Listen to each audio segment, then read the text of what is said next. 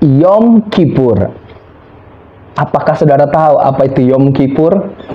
Atau saudara pernah dengar kata Yom Kippur?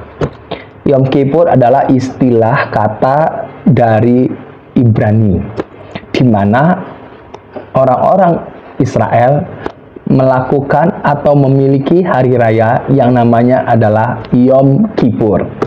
Yom Kippur artinya hari raya pendamaian, di mana hari raya pendamaian atau Yom Kippur adalah salah satu hari raya yang paling suci yang dinanti-nantikan oleh orang Israel. Mengapa dikatakan yang paling suci, yang sangat dinanti-nantikan oleh orang Israel? Karena Yom Kippur atau pendamaian ini dilakukan setahun sekali, di mana seorang imam membawa darah dari domba atau binatang, dan itu dibawa ke bait Allah. Dan imam yang membawa bait Allah itu juga mempertaruhkan nyawanya. Kenapa mempertaruhkan nyawanya? Karena tidak ada yang bisa masuk ke dalam ruang maha suci kecuali imam besar. Dan imam besar yang layak mempersembahkan korban atau darah binatang tadi yang dibawa, jikalau layak, jikalau Allah berkenan, maka imam besar ini hidup atau selamat, tidak mengalami kematian. Dan kalau imam besar ini masih hidup dalam mempersembahkan darah di bait Allah, maka apa yang dilakukan, apa yang menjadi kehidupan bangsa Israel ataupun penghakiman atas bangsa Israel itu benar-benar penghakiman yang Tuhan kehendaki, atau orang Israel mendapat perkenanan di hadapan Allah. Jadi orang Israel menanti-nantikan penyucian dosa, yaitu melalui darah binatang yang dibawa oleh seorang imam besar ke dalam bait suci, itu setahun sekali. Dan kehidupan bangsa Israel selama 1 tahun itu diampuni dosanya. Ini adalah satu tipologi gambaran di mana yang dilakukan oleh bangsa Israel menantikan bahwa hadirnya Mesias Juru Selamat untuk menyelamatkan orang-orang Israel, umat Tuhan, seluruh dunia dari kematian, dari dosa mereka. Nah, di sini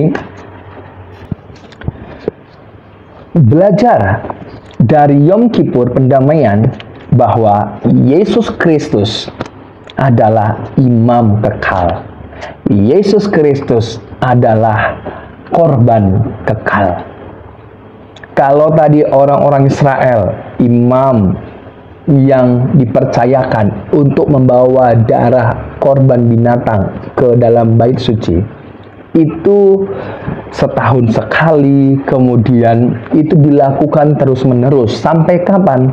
Sampai hadirnya Mesias, Juru Selamat, Yesus Kristus. Dan itu selalu dilakukan setahun sekali, terus-menerus, sampai Mesias hadir. Dan di dalam Alkitab, di mana Yesus Kristus adalah imam besar agung kita, Dia adalah korban kekal kita. Apakah saudara memahami bahwa Yesus Kristus adalah imam besar agung kita, dan Yesus Kristus adalah korban kekal, di mana tidak lagi perlu orang-orang Israel, tidak lagi perlu kita yang percaya kepadanya mempersembahkan korban setiap tahun. Tidak lagi dibutuhkan hal yang demikian. Karena apa? Karena Yesus Kristus adalah imam besar itu, yang agung, melintasi semua langit, dan Dia, Yesus Kristus, adalah korban kekal itu.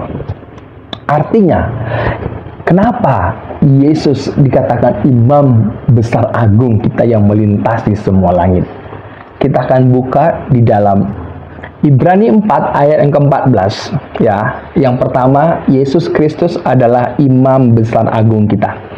Karena kita sekarang mempunyai imam besar agung yang telah melintasi semua langit, yaitu Kristus Yesus anak Allah, baiklah kita teguh berpegang pada pengakuan iman kita. Seorang imam ya, di mana dia membawa darah korban binatang tadi, ini dibawa kepada bait suci.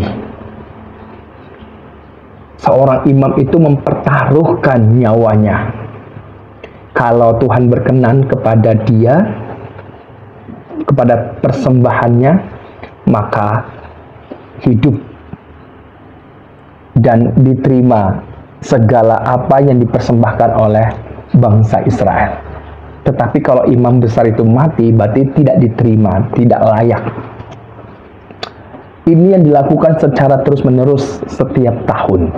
Makanya orang Israel memandang bahwa Yom Kippur, hari pendamaian, itu paling suci, dinanti-nantikan. Karena di situ letak penghakiman diterimanya atau enggak diterimanya. Kemudian, sebanding apa yang dikatakan oleh Ibrani pasal 4 ayat yang ke-14, kita mempunyai imam besar agung yang melintasi segala langit, yaitu Yesus Kristus. Yesus Kristus, dia adalah seorang imam agung. Mengapa dikatakan imam besar agung? Karena dia sendiri yang membawa darahnya kepada Bapa. Dia yang datang kepada Bapa pada waktu dia bangkit, dari antara orang mati, dan dia datang kepada Bapa. Ketika dia datang kepada Bapa, itulah fungsi di mana dia seorang imam. Dia adalah imam besar agung kita yang melintasi segala langit, imam di atas segala imam. Dan Yesus adalah korban yang kekal. Apa itu korban yang kekal? Kalau orang-orang Israel mempersembahkan korban setiap tahun sekali, dan itu berulang-ulang dilakukan, tetapi ini Yesus adalah korban kekal yang oleh darahnya sendiri ya dipersembahkan sebagai pendamaian antara Allah dan manusia. Kita akan lihat Roma 3 ayat 25. Saya akan bacakan. Kristus Yesus telah ditentukan Allah menjadi jalan pendamaian karena iman dalam darahnya. Hal ini dibuatnya untuk menunjukkan keadilannya karena ia telah membiarkan dosa-dosa yang telah terjadi dahulu pada masa kesabarannya. Di mana oleh darah Yesus Kristus sebagai jalan pendamaian yang ditentukan oleh Allah. Jadi Yesus Kristus korban oleh darahnya yang ditentukan oleh Allah sebagai pendamaian bagi kita. Saudara, kita tidak memerlukan lagi binatang. Orang Israel tidak memerlukan lagi binatang untuk dipersembahkan darahnya dipercikkan di dalam bait suci, di tabut perjanjian. Tidak perlu lagi. Karena apa? Yesus Kristus menjadi korban yang ditentukan oleh Allah. Ya, korban pendamaian. Inilah yang ditentukan oleh Allah. Kalau kita lihat ayat yang sebelumnya, Allah tidak mengendaki korban-korban binatang, nggak Tuhan kehendaki. Nggak Tuhan kehendaki. Karena itu bukanlah yang dikehendaki oleh Allah. Tetapi itu dilakukan sebagai bentuk tipologi di mana korban yang sebenarnya yang ditentukan oleh Allah adalah Yesus Kristus. Oleh darahnya sebagai pendamaian antara Allah dan manusia. Dan orang yang mempersembahkan seharusnya memandang karya keselamatan Injil yang Tuhan katakan dalam Kejadian pasal 3 ayat yang ke-15, bahwa hadirnya Mesias keselamatan itu di dalam anaknya yang tunggal. Iman yang kepadanya lah, itulah yang menyelamatkan orang itu. Saudara, kita melihat Ibrani 10 ayat yang ke-10. Saya akan bacakan. Ibrani pasal yang ke-10 ayat yang ke-10. Apa yang dikatakan di sana? Dan karena kehendaknya inilah kita telah dikuduskan satu kali untuk selama-lamanya oleh persembahan tubuh Yesus Kristus. Darah Yesus Kristus, tubuh Yesus Kristus, korban sekali untuk selama-lamanya. Jadi tidak ada lagi korban apa-apa lagi yang harus kita persembahkan, karena cukup Yesus Kristus, tubuhnya oleh darahnya sebagai pendamaian, oleh tubuhnya sebagai korban sekali untuk selama-lamanya. Makanya ketika Yesus telah menyelesaikan misinya, dia sebagai korban yang telah ditentukan oleh Allah, dia telah tergantung di atas kayu salib. Tubuhnya tergantung di atas kayu salib.